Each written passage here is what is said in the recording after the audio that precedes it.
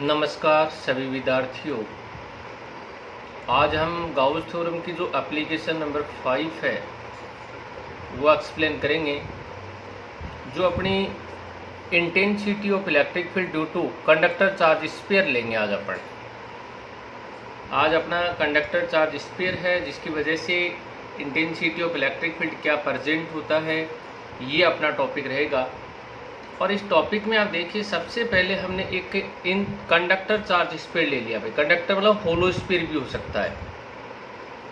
अगर इस स्फीयर की रेडियस कैपिटल आर है और अगर हम इसको चार्जिंग करते हैं तो चार्ज जो है वो केवल इसकी आउटर सरफेस पर प्रेजेंट होता है। भाई ये आउटर सरफेस पर, मतलब इनसाइड है वो चार्ज की वैल्यू 0 होगी। ये बात अपन पहले भी पढ़ चुके हैं कि भाई चाहे अपनी कंडक्टर शीट हो चाहे कंडक्टर स्फीयर हो, अगर अपन उसको चार्जिंग करते हैं तो charge only for outer surface पर प्रेजेंट होता है। इनसाइड जो सरफेस है वहाँ चार्ज की वैल्यू 0 रहेगी, तो इलेक्ट्रिक फ्लक्स फाई भी 0 आएगा, तो intensity of electric field E equal भी 0 होगा। तो यहाँ पर हमें इस कंडक्टर चार्ज स्फीयर की वजह से इंटेंसिटी ऑफ इलेक्ट्रिक फील्ड पढ़ना है, जो हम 3 टॉपिक या 3 पॉइंट पर हम इसको डिटरमाइन करेंगे। एक इसके स्फीयर के आउटसाइड, एक इसकी सरफेस पर, और थर्ड हम इनसाइड स्फीयर पर। जैसे हम क्लास 11th में ग्रेविटेशनल ऑफ इलेक्ट्रिक फील्ड पढ़ा था ड्यू टू सॉलिड स्फीयर और होलो स्फीयर, जिसमें भी हमारे 3 पॉइंट थे, आउटसाइड, सरफेस और इनसाइड स्फीयर। तो यहाँ पर हम सबसे पहले जो टॉपिक अपन सॉल्व करते हैं वो आउटसाइड ऑफ स्फीयर जो टॉपिक है उसको एक्सप्लेन करते हैं। भाई आउटसाइड ऑफ स्फीयर का मतलब ये हो गया कि स्मॉल आर की वैल्यू कैपिटल आर से ग्रेटर देन है, मतलब हम इसके आउटसाइड ऑफ स्फीयर सोल्व करेंगे। तो ये हमारा कैपिटल आर रेडियस का स्फीयर था कंडक्टर। अगर हम इसको चार्जिंग कर रहे हैं तो charge only for outer surface पर प्रेजेंट है। इनसाइड चार्ज की वैल्यू 0 आ रही है। अगर चार्ज 0 है तो इंटेंसिटी ऑफ इलेक्ट्रिक फील्ड भी 0 है। तो हम इसके सेंट्रल पॉइंट ओ से स्मॉल आर डिस्टेंस पर जो आउटर है पी पॉइंट, जहां हमें इंटेंसिटी सोल्व करनी है, तो सबसे पहले हम सोल्व करने के लिए जो हमारा गाउस थ्योरम है उसके अकॉर्डिंग सबसे पहले हम गाउसियन सरफेस लेंगे, इमेजिन।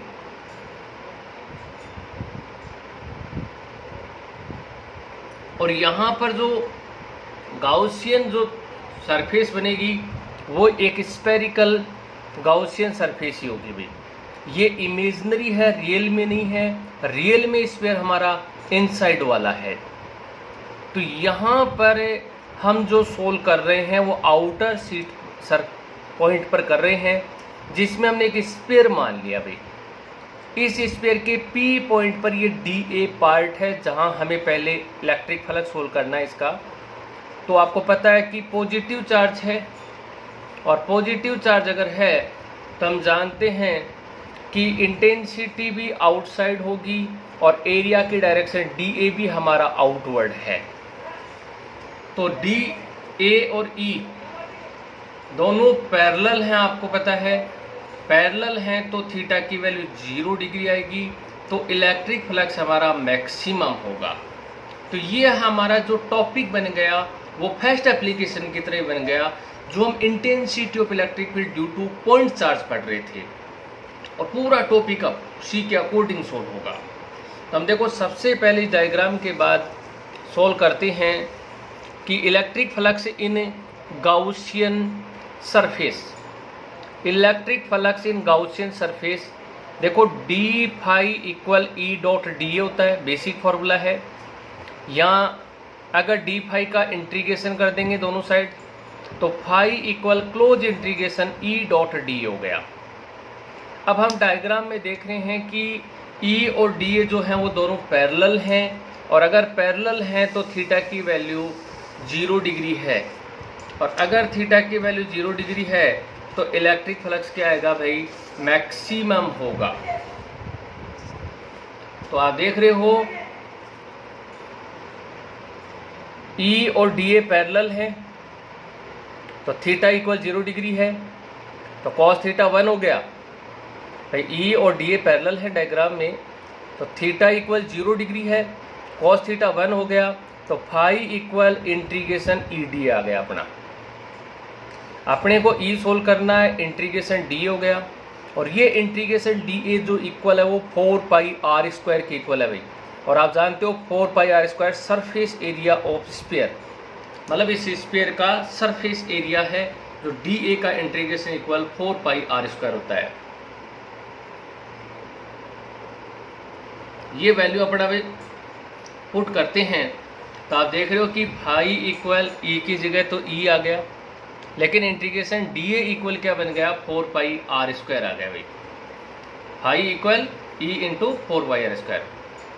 अब according to Gauss theorem, Gauss theorem के अकॉर्डिंग अपन वैल्यू पुट करेंगे, तो हम जानते हैं कि phi equal Q upon epsilon not होता है भाई। Phi equal Q upon epsilon naught, तो इस फाई की वैल्यू की जगह Q upon epsilon naught put करेंगे, तो देखो Q upon epsilon not equal E into 4 pi R square.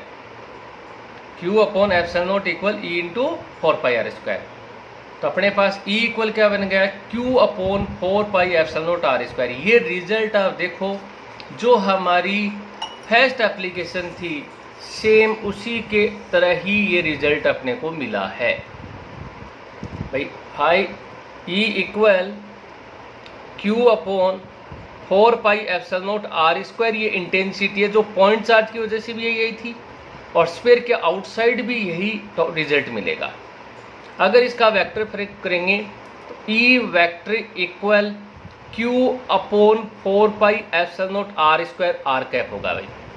R cap का मतलब ये हो गया कि जो ई है उसकी डायरेक्शन आर की डायरेक्शन में रहेगी, बट आउटवर्ड होगी, क्योंकि पॉजिटिव चार्ज है, और पॉजिटिव चार्ज की वजह से इंटेंसिटी आप जानते हो आउटवर्ड होती है। और अगर हम देख रहे हैं कि यहाँ पर ई जो है वो इनवर्स है आर स्क्वायर के भाई, इनवर्स है आर स्क्वायर के।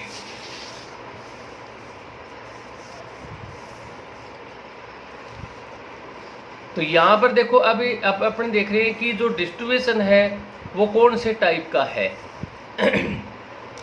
तो ये अपन देख रहे हैं कि यहाँ सरफेस चार्ज डिस्ट्रीब्यूशन है भाई, सरफेस चार्ज डिस्ट्रीब्यूशन है।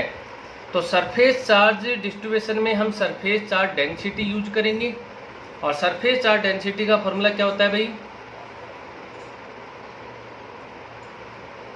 सिग्मा इक्वल क्यू बाई ए। ये वैल्यू हमारी पुट हो जाएगी भाई। यहाँ पर सरफेस चार्ज डिस्ट्रीब्यूशन हो गया क्योंकि आउटर सरफेस पे था, तो surface charge density sigma equal Q by A हो गया। तो Q equal sigma A, A जो है वो 4 पाई आर स्क्वायर। देखो यहाँ पर रेडियस कैपिटल आर आएगी भाई, रेडियस कैपिटल आर आने के पीछे रीजन ये है कि हमारा जो रियल जो स्फीयर है उसकी रेडियस कैपिटल आर ही है, इसलिए हमें स्मॉल आर नहीं लेनी है, यही वैल्यू हमारी यूज करनी है।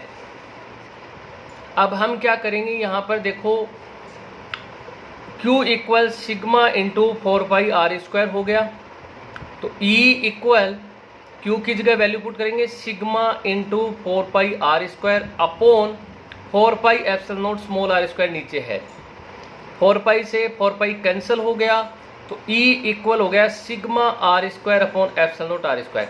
ये रिजल्ट भी बनता है, लेकिन इसमें जो सिग्मा है वो सरफेस चार्ज डेंसिटी है भी, और आर है वो रेडियस ऑफ स्फीयर है, और स्मॉल आर है जो हम जिस डिस्टेंस पर इंटेंसिटी सोल्व कर रहे हैं उसकी सेंटर पॉइंट ओ से डिस्टेंस है, और एप्सिलॉन नॉट आपको मालूम है कांस्टेंट वैल्यू है 8.85 इंटू 10⁻12। तो ये रिजल्ट भी हम न्यूमेरिकल में यूज कर सकते हैं, और ये रिजल्ट भी हम यूज कर सकते हैं भाई। और इसमें आप देख रहे हो ई जो है वो आर स्क्वायर के इनवर्स है, सेम पहली एप्लीकेशन की तरह ही रिलेशन है, तो उसका ग्राफ भी उसी तरह एज इट इज आएगा। ई और आर में जो है वो इनवर्सली आएगा, क्योंकि यहाँ पर आर इंक्रीज करने पर इंटेंसिटी डिक्रीज होती है भाई। तो ये हमारी फर्स्ट एप्लीकेशन है भाई, मतलब फर्स्ट पॉइंट है इसका। अब सेकंड हम सरफेस पर चलते हैं। सेकंड हमारा जो टॉप पॉइंट है इसका वो एट सरफेस है भाई। हम सरफेस पे सोल्व करेंगे तो यहाँ small are capital R equal हो जाएंगे। ये दोनों वैल्यू से हम देखो सोल्व करते हैं क्या चेंजेस आता है। सिर्फ देखो phi equal integration E dot D रहेगा। ई और डी दोनों पैरेलल हैं तो थीटा इक्वल 0 डिग्री है, और थीटा इक्वल 0 डिग्री है तो phi equal integration E D रहेगा। तो फाई इक्वल ई और इंटीग्रेशन डी ए, ये इंटीग्रेशन जो डी ए है ना ये 4 पाई कैपिटल आर स्क्वायर के इक्वल हो जाएगा भाई। ये चेंज आ गया है क्योंकि यहाँ पर अब आप सरफेस पर सोल्व कर रहे हो, और जब आप सरफेस पर सोल्व करेंगे तो इसकी रेडियस आपको कैपिटल आर ही लेनी है। पिछले पॉइंट नंबर फर्स्ट के अंदर स्मॉल आर स्क्वायर आ रहा था, लेकिन यहाँ integration D A equal 4 pi capital R square आएगा। तो अपने पास फाई इक्वल क्या हो गया, E into 4 pi R square में। अब हम गाउस थ्योरम के अकॉर्डिंग आगे का पॉइंट अपन सोल्व करते हैं। तो देखो गाउस थ्योरम का अकॉर्डिंग टू हम गाउस थ्योरम चलते हैं। तो गाउस थ्योरम के according phi equal Q upon epsilon not होता है। तो Q upon epsilon not equal E into 4 pi R square हो गया। तो E equal Q upon 4 pi epsilon not R square हमारे पास रिजल्ट बन गया भाई।